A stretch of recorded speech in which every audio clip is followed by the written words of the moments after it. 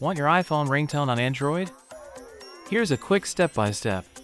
Step 1. Export the iPhone ringtone file as an M4 or using iTunes or Finder. Locate the exported M4 or file in your computer's Music or Ringtones folder. Rename the .m4 or extension to .m4a and copy the file to a conversion folder. Use an online converter or desktop app to convert the M4a to MP3 or AAC format.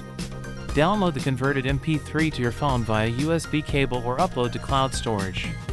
On Android, open Settings, then Sound and Vibration or Ringtones in the Sounds menu. Step 4. Move the MP3 into the Ringtones folder using a file manager app. If there is no Ringtones folder, create one in internal storage and paste the MP3 there. Back in Settings, choose Phone Ringtone, select your new MP3, and confirm selection. Recap: export M4R, convert to MP3, move to Ringtones, then select it in Settings. Subscribe for more quick tech guides and tips. Hit subscribe now.